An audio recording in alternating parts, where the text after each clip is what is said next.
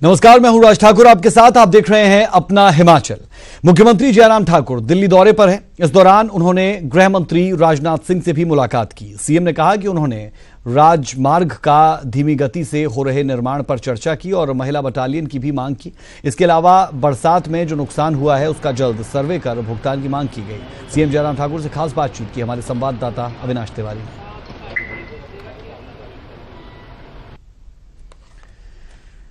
तो वो बातचीत हम आपको जरूर सुनवाएंगे, लेकिन उससे पहले आपको बता दें कि सीयू की भी सभी औपचारिकताएं पूरी हो चुकी है। सीएम की तरफ से ये बात कही गई और तमाम पहलुओं पर चर्चा इस दौरान की गई। जल्द उद्घाटन करने की मांग की गई। ये वो तस्वीर जो आप देख सकते हैं जब मुलाकात हुई उस दौरान की, और मुलाकात से बात बनेगी ये उम्मीद भी जताई गई है।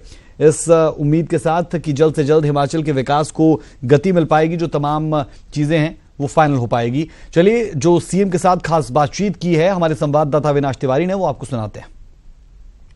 हिमाचल प्रदेश में कई सारे राजमार्ग हैं जो पिछले कई वर्षों से लटके हुए हैं। उन्हीं राजमार्ग के निर्माण को लेकर खुद मुख्यमंत्री जयराम ठाकुर दिल्ली आए हुए हैं, जहां पे केंद्रीय मंत्रियों से मुलाकात कर रहे हैं। हमारे साथ इस वक्त बातचीत के लिए हैं। सर, एक तो पिंजौर से नालागढ़ का जो आपका हाईवे है उसके लिए आपके कई सांसद भी लगातार प्रयास कर रहे हैं। आप खुद आए हैं, क्या कुछ बातचीत हुई आपकी गडकरी साहब से और राजनाथ जी से? और कल गडकरी जी से, जो हमारे केंद्र में मंत्री हैं, उनसे हमारी बातचीत हुई ही, और उसमें प्रमुख रूप से हिमाचल के लिए जो नेशनल हाईवे जो सैंक्शन हुए हैं इन प्रिंसिपल, उस पर हम काम शुरू करें। उस दृष्टि से हमने कहा कि आगे हमको बढ़ना है। और मुझे इस बात का संतोष है कि जो डीपीआर के जो आउटसोर्सिंग का प्रोसेस वो लगभग कंप्लीट हुआ है। 69 प्रोजेक्ट जितने थे उस पर अधिकांश की जो है वो डीपीआर की आउटसोर्सिंग हो गई है। लेकिन उसके बावजूद हम चाह रहे थे कि जो इन प्रिंसिपल सैंक्शन हुई है तो नेशनल हाईवे नंबर मिले, और उसके साथ साथ में हम जो है डीपीआर का प्रोसेस करके जो है कंप्लीट करें ताकि काम शुरू हो सके। और उनने आदेश दिए हैं विभाग को कि उसमें से जो हमारे प्रायोरिटी की जो रोड्स हैं उसमें ईयर मार्क करें, जल्दी करें, और उसमें कुछ एक जो है वो सड़कों का काम हम जो है डीपीआर बनाने का प्रोसेस करके आगे बढ़ाएं। केंद्रीय मंत्री राजनाथ सिंह से भी आपने मुलाकात की, क्या कुछ उनसे सब बैठक में बातचीत? माननीय राजनाथ सिंह जी से हमारा मिलना हुआ। उसमें हमारे 2-3 इश्यूज थे। एक तो हमने हिमाचल प्रदेश के लिए पहले भी आग्रह किया है, निवेदन किया कि एक महिला बटालियन की हमने मांग की है, और महिला बटालियन की स्वीकृति हिमाचल प्रदेश को मिले, उस दृष्टि से एक तो ये कहा है। दूसरा, हिमाचल प्रदेश में जो बरसात के कारण और भारी बर्फबारी जो पीछे लाहौल स्पीति में हुई उसके कारण जो नुकसान हुआ है, उस नुकसान के लिए जो टीम वहाँ पर विजिट किए हैं, उनने वहाँ पर सारा वो विजिट करने के बाद असेसमेंट किया है, और लगभग 1900 करोड़ रुपए का डैमेज हुआ है हिमाचल प्रदेश में। उस डैमेज में से जो केंद्र की ओर से जो मदद मिलनी है हमको, उस मदद के लिए हमने कहा कि वो जल्दी से जल्दी वो मदद हमको पहुंचे। और उसके साथ साथ में एनडीआरएफ का जो एनडीआरएफ हमको हिमाचल को स्वीकृत हुई है, उसकी स्वीकृति के बाद जो बाकी औपचारिकताएं काफ़ी हद तक हमने पूरी कर दी है ज़मीन से संबंधित, वो जल्दी शुरू हो जाए। ये 3 आग्रह हमने आदरणीय राजनाथ सिंह जी के साथ किए हैं। एक और बहुत प्रतीक्षित है हिमाचल वासियों के लिए, और उसका काफी अर्से से लोग इंतजार भी कर रहे हैं, देहरा केंद्रीय विश्वविद्यालय का। उस पर क्या कुछ प्रगति है? कई सारे लोग जो है लगातार अभी भी इस असमंजस में है कि कब तक इसका निर्माण होगा। सेंट्रल यूनिवर्सिटी का सारी औपचारिकताएं पूर्ण है। जमीन दोनों जगह देहरा और धर्मशाला में उपलब्ध हो गई है, और अब उसकी टेंडर की प्रोसेस है। अभी टेंडर की प्रोसेस जैसे होगी उसके बाद तुरंत उसका शिलान्यास होकर के काम शुरू हो जाएगा। शुक्रिया हमसे बातचीत करने के लिए। ये थे हिमाचल प्रदेश के मुख्यमंत्री श्री जयराम ठाकुर जी, जिनका साफ कहना था।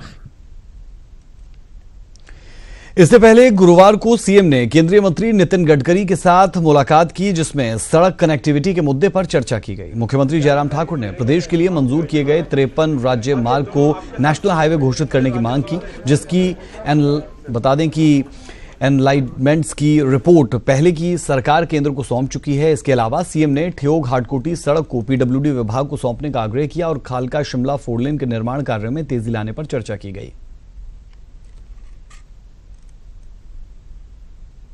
नेशनल हाईवे के जो हमारे प्रोजेक्ट्स हैं उसमें 4 लेन है, कीरतपुर नेरचौक का, उसके सिलसिले में बात हुई। और उसके साथ साथ में हमारे हिमाचल प्रदेश के जो इन प्रिंसिपल जो हमारे जो नेशनल हाईवे के जो प्रोजेक्ट सैंक्शन हुए हैं और जिनके डीपीआर की बनाने की प्रोसेस शुरू होते, उसकी हम स्वीकृति चाहते हैं ताकि उसका काम शुरू हो सके।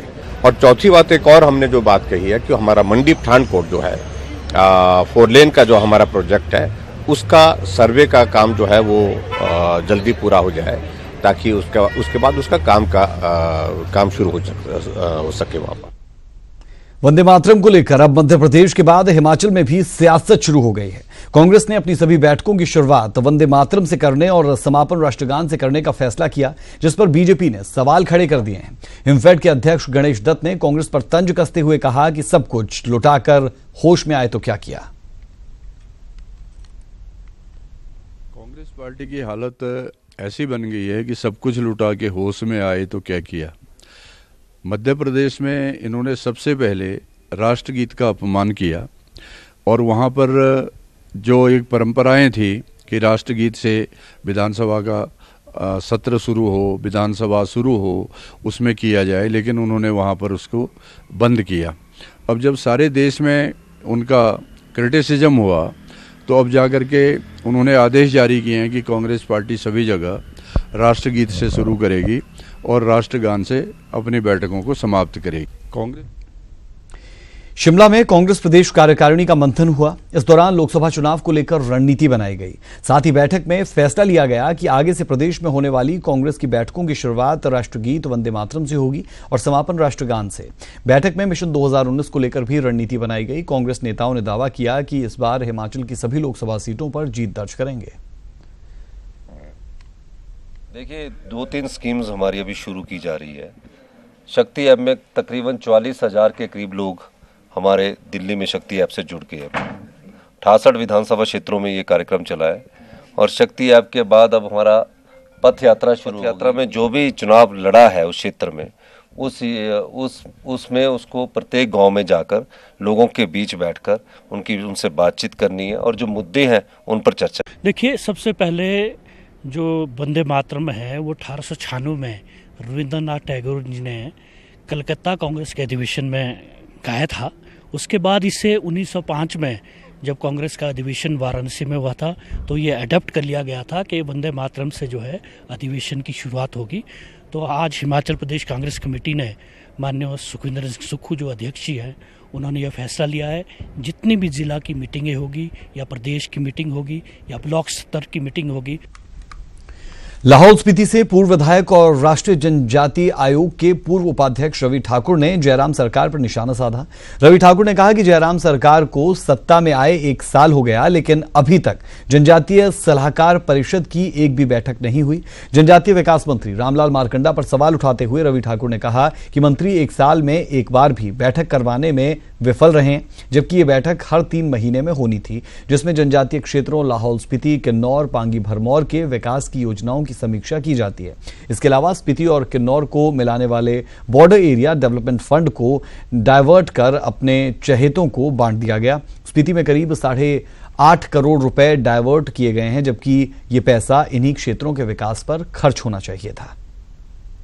और अपना 1 साल पूरा होने का उत्सव धर्मशाला में मना चुकी है, मगर मैं हमारे मीडिया के संज्ञान में ये लाना चाहूँगा कि जितने भी कबायली क्षेत्र हमारे हैं, चाहे वो लाहौल स्पीति है, किन्नौर है, पांगी भरमौर है, हमारे माननीय अनुसूचित जनजातीय मंत्री अभी तक एक भी मीटिंग हमारी ट्राइबल एडवाइजरी काउंसिल की नहीं करा चुके हैं। ये बड़े शर्म की बात है और मेरा सीधा सीधा उनके ऊपर आरोप है कि कबायली क्षेत्रों से अनदेखी उनकी वजह से की जा रही है। मंडी के गांव मझवाड़ की नाबालिग का अभी तक पुलिस कोई सुराग नहीं लगा पाई है। नाबालिग के परिजनों ने एएसपी मंडी पुनीत रघु से मुलाकात की और बेटी को जल्द तलाश करने की गुहार लगाई। परिजनों ने आशंका जताई है कि कहीं उनकी बेटी की हत्या ना कर दी गई हो। नाबालिग के परिजनों का कहना है कि उनकी बेटी को एक युवक ने अपने प्रेमजाल में फंसाकर उससे मंदिर में शादी की। कुछ दिनों तक उसकी बेटी उस युवक के साथ रही, लेकिन बाद में उन्हें सूचना मिली कि वो वहां से लापता हो गई है। कोई कार्रवाई नहीं हुई, उनके घर से गायब हुई, उनके साथ। हमारे को क्या पता कहाँ कैसे गायब हुई, क्या हुआ। अब वहाँ से ही तो होगी, फरार हुई है, मर के मारती है क्या। हाँ से मांगे है कि तो अपनी बेटी चाहिए, कहते थे लिया भाई मुरी लिया जीवन लिया फिर लिया भाई दस ये मांगे सर और किच नहीं। कितना टाइम हो गया? फिर महीना ही है पूरा। जम्मू कश्मीर के पुंछ में हिमस्खलन की चपेट में आने से शहीद हुए लांस नायक सपन चौधरी का तिरंगे से लिपटा शव शुक्रवार सुबह कांगड़ा में उनके पैतृक गांव सिहाल पहुंचा। शहीद बेटे के शव को देखकर मां परिजनों का रो रो कर बुरा हाल है, जिसके बाद पूरे राजकीय सम्मान के साथ उनका अंतिम संस्कार किया गया। बता दें कि हिमस्खलन की चपेट में आने से शहीद सपन चौधरी 300 फीट गहरी खाई में गिर गया था।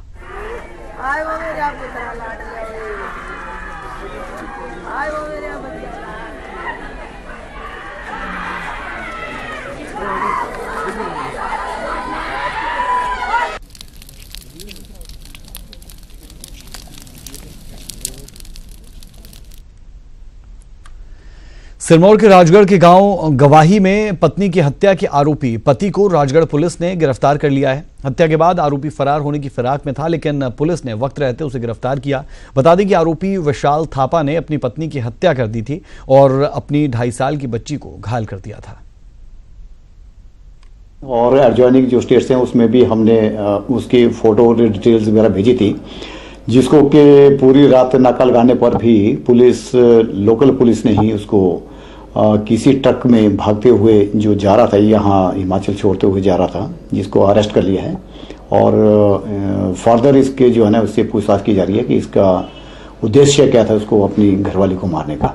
जो कार्रवाई अभी तफ्तीश अभी फर्दर चल रही है। बिजली संकट से निपटने के लिए बिजली विभाग ने नई पहल शुरू की है। इसके लिए विभाग जगह जगह जागरूकता शिविर लगा रहा है।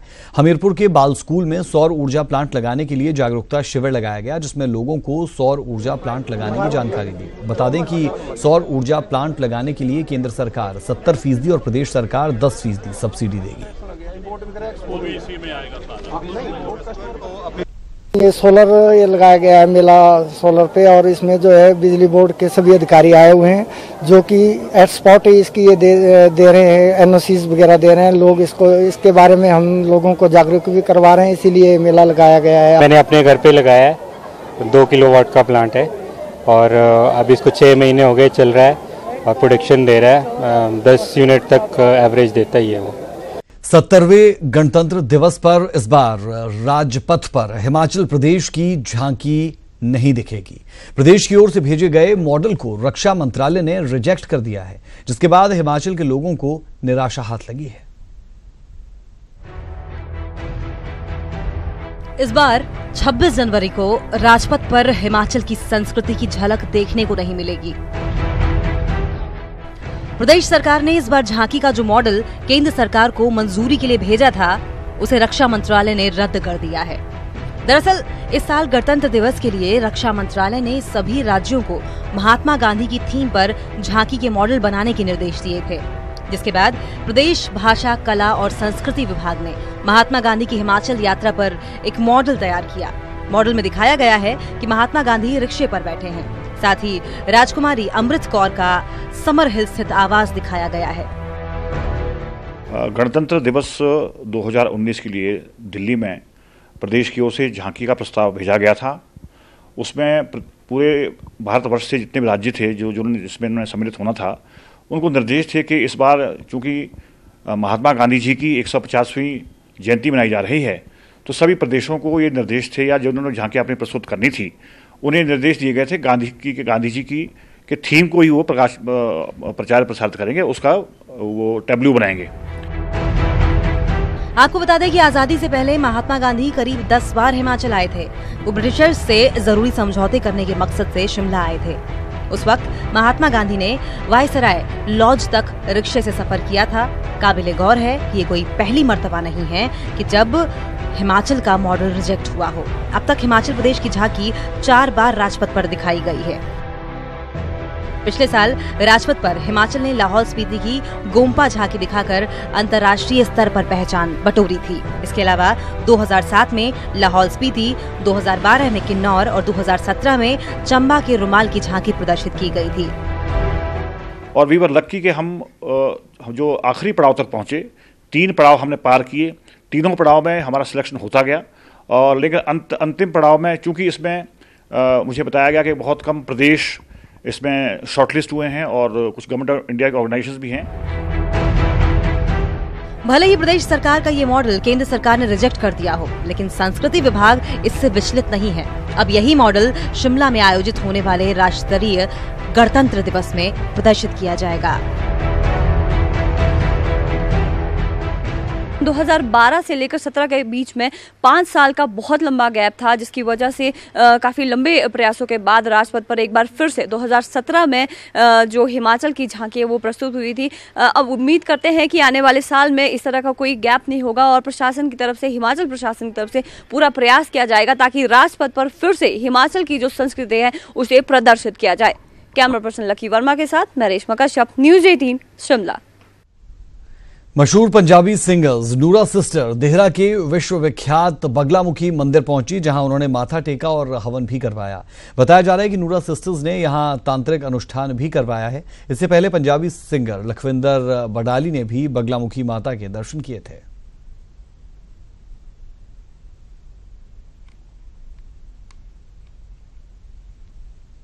हमारे साथ